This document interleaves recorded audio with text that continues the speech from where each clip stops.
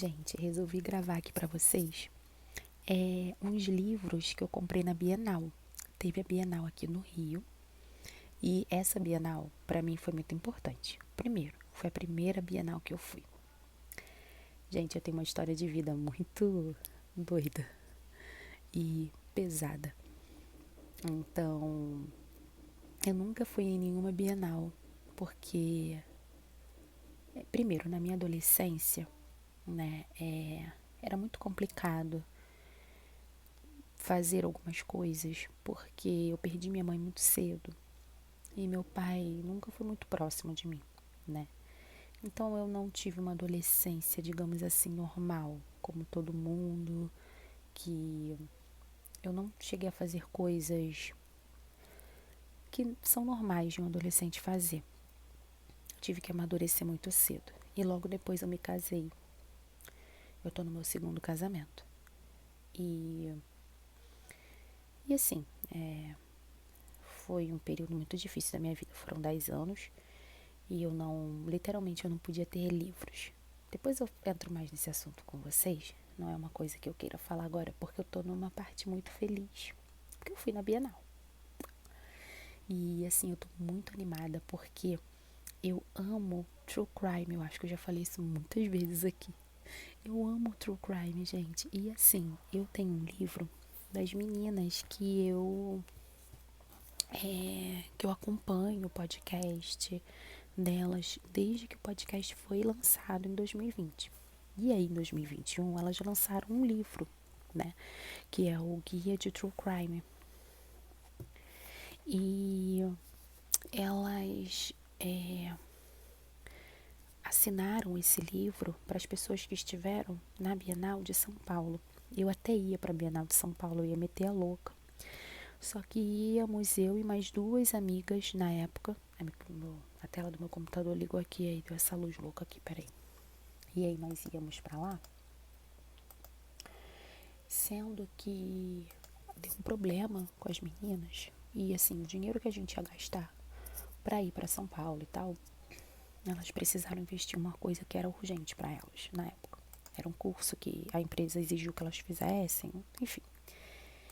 E eu não pude ir pra ver a Carol nem a Mabê.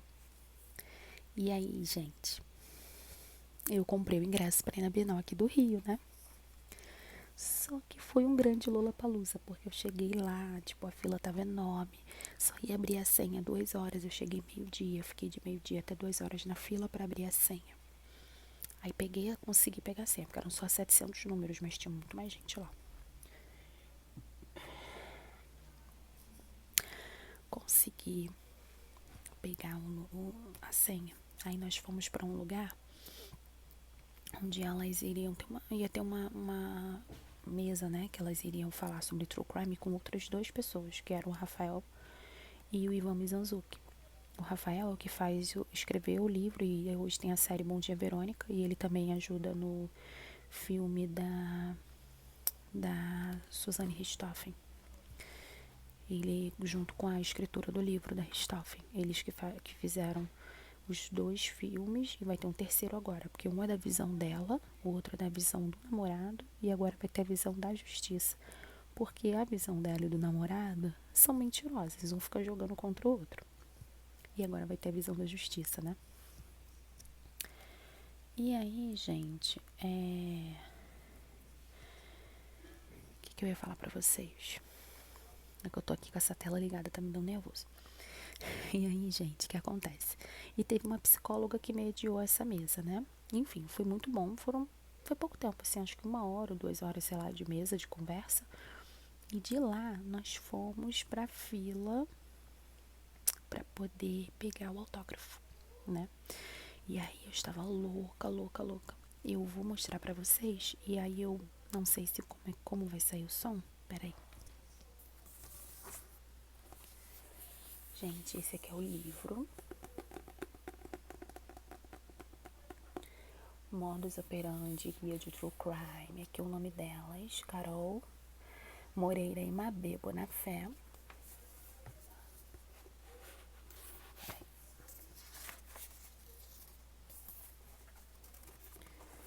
elas assinaram. Tanto aqui, ó, quanto aqui dentro. Aí tem algumas frases, do podcast e tal, que é tipo, não faça teste do polígrafo, vocês estão sentados, são algumas frases. E aí a Carol escreveu, ainda não faço teste do polígrafo. E ela colocou a data, e aí tem a assinatura dela, Carol Moreira e Dama B. Gente, isso aqui pra mim é ouro, tá? Não tô brincando. Eu nunca tive um livro autografado por autores, sabe? Que eu curto e acompanho. E tipo, foi uma emoção muito grande. Eu chorei horrores. Porque eu tava nervosa. Mas, à medida que eu fui me aproximando das meninas, o meu nervoso aumentava. E eu falava, cara, o que eu vou falar lá, né, pra elas e tal. Porque elas dispunham de um tempinho, né, enquanto elas estavam autografando, pra falar com você. Você podia falar alguma coisa com elas, você podia abraçá-las. E tinha umas meninas atrás de mim que nem eu, tipo, surtando. Gente, o que eu vou falar pra elas e tal. E aí, quando eu realmente, assim, me aproximei, eu só chorei. Eu odiei, gente, eu ter chorado daquele jeito. Eu não conseguia falar, tipo, eu só chorava. Uma coisa de louco. Foi muito doido. E aí, eu vou ler aqui pra vocês do que se trata. Aqui tá falando assim. Um guia definitivo com mais de 20 casos para quem quer conhecer mais sobre o universo do True Crime.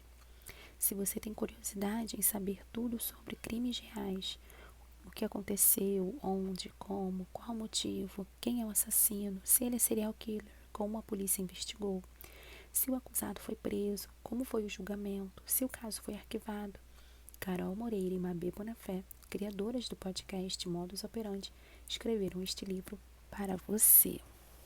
Gente, esse livro aqui é a minha, assim, a paixão da minha vida, tá? Pera aí, deixa eu tentar fechar aqui.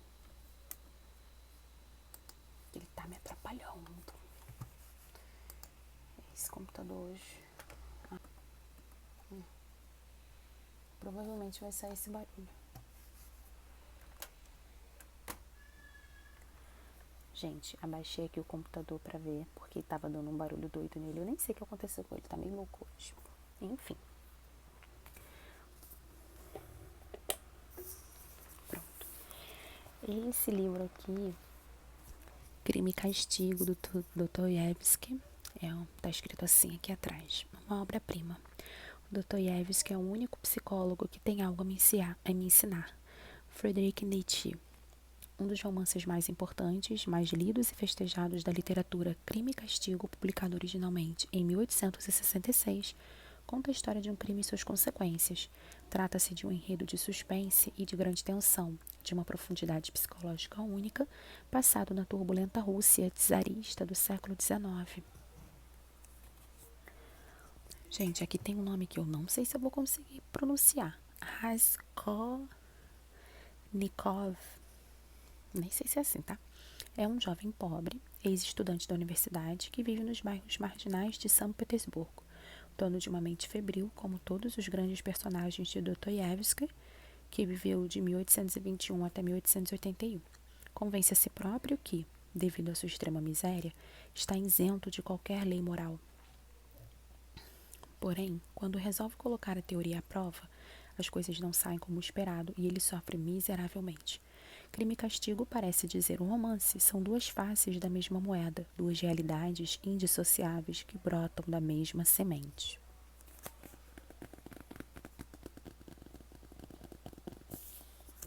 Gente, ainda não li, tá?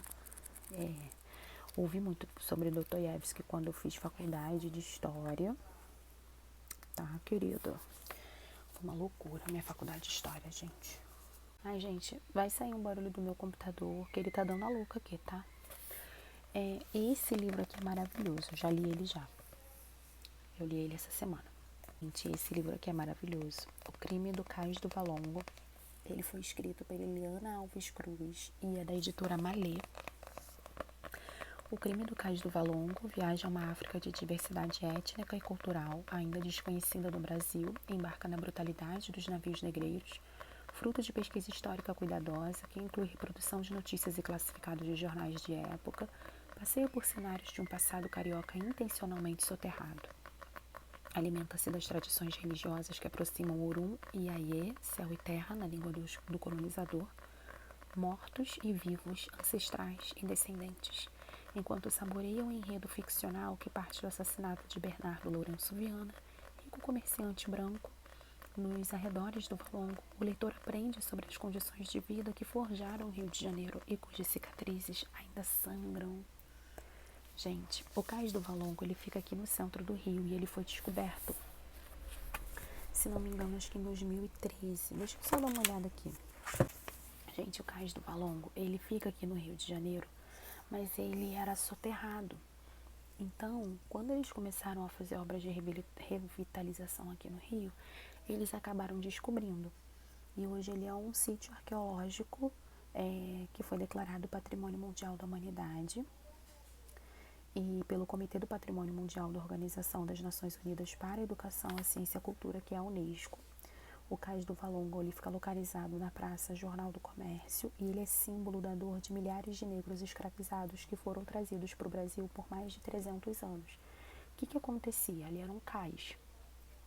Então, as pessoas que vinham ficavam armazenadas dentro de armazéns. E essas pessoas, elas vinham às vezes doentes, elas vinham com muitas doenças. Essas pessoas muitas vezes vinham doentes. Muitas vezes essas pessoas, por não terem condições mínimas, né, de transporte, elas passavam meses no mar. E esses meses no mar, gente, não era assim, com comida, com água, local para você dormir. Eles comiam e faziam suas necessidades no mesmo local onde eles estavam, tá? E assim, eles estavam acorrentados, eles comiam restos.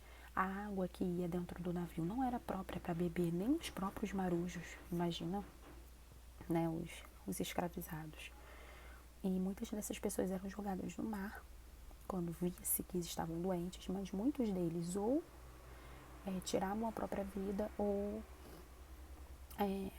quando eles iam ser vendidos, né, os donos olhavam e falavam: esse não parece estar doente, não vai me servir. E quando eles estavam assim, eles eram mortos e atirados lá no Cais do Valongo. Então era um local onde eles largavam as pessoas. A cova era super rasa, né? Então eles largavam os corpos ali. Quando chovia, alagava. E como a cova era rasa, dá para você imaginar o que acontecia. Então, quando eles começaram a fazer as obras de revitalização aqui no Rio, eles acabaram encontrando, né, essas pessoas lá.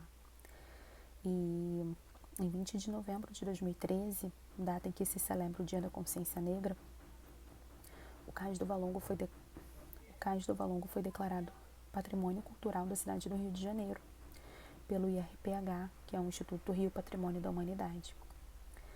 E no mesmo período, representantes da Unesco passaram a considerar o sítio arqueológico como parte da Rota dos Escravos, sendo o primeiro lugar no mundo a receber esse tipo de reconhecimento. Ambos eventos reforçaram a candidatura do Cais do Valongo a Patrimônio da Humanidade. Então, esse livro aqui, ele vai relatar a história de um rico comerciante que aparece morto. Mas tudo que envolve, né, essa morte dele, os 3 escravos que trabalhavam para ele, né, como era o Rio de Janeiro. Então tem 2 personagens que falam com a gente, são os 2 narradores do livro.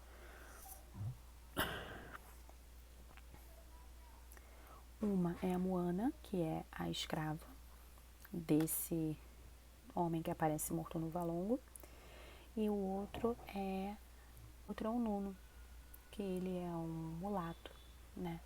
Então ele é livre, ele nasceu livre. O pai dele era um português, ele nasceu livre. Mas mesmo assim tinha o preconceito das pessoas, né? E conta como era o Rio de Janeiro, aquele lugar fétido, né? Muitas pessoas não sabem disso, mas o Rio de Janeiro era extremamente mal visto, pelas pessoas de fora, principalmente, e era um local extremamente difícil de morar, né? Antes da revitalização dele pelo Dom João VI, mas também o Dom João VI só revitalizava por onde ele passava, onde os nobres passavam, e a gente está falando ali de pessoas, né? Pessoas de uma classe média baixa, e como essas pessoas viviam nesse lugar, né? Como era difícil sobreviver no Rio de Janeiro, até hoje tá, gente? Até hoje é muito complicado viver no Rio de Janeiro. Eu não moro na cidade do Rio, mas quando eu vou na cidade do Rio, ficar 1 hora daqui é complicadíssimo. É muito complicado, ainda a gente ainda vê resquícios disso. Gente, ainda tem mais alguns livros para poder mostrar para vocês, mas eu vou deixar para mostrar amanhã, no outro vídeo que eu vou fazer. E o que eu tô lendo é agora esse daqui, ó, Agatha Christie. Eu amo a Agatha Christie, eu tenho uns livros aqui dela, já li livros online dela também. Tinha A Noite das Bruxas, é um mistério clássico de Agatha Christie que inspirou o novo filme dirigido por Kenneth Branagh com o roteiro de Michael Green. Era a vez da viúva Rowena Drake ser anfitriã da tradicional festa de Halloween do vilarejo.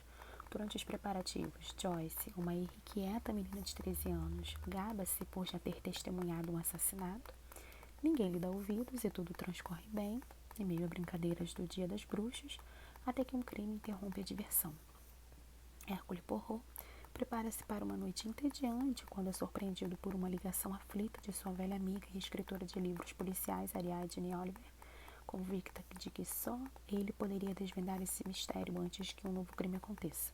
Publicado em 1969, A Noite das Bruxas é um romance da maturidade de Agatha Christie e uma das últimas obras escritas pela rainha do crime. Então, gente, eu tô amando esse livro. Eu amo Agatha Christie, mas eu tô amando esse livro. Se vocês quiserem que eu faça, sei lá, uma resenha, por exemplo, como esse do Cais do Valongo que eu já li, eu posso fazer uma resenha, porque o que eu falei dele foi tão superficial para profundidade, para a importância que ele tem. Então, se vocês quiserem que eu faça depois uma resenha, eu faço. Tá bom, gente? Eu tô assim desleixada mesmo, porque eu tô estudando, tô fazendo várias coisas ao mesmo tempo, tá? Então, assim, eu me dei o direito de ficar desleixada hoje. Mas prometo aparecer melhorzinha depois. Um beijo, pessoal.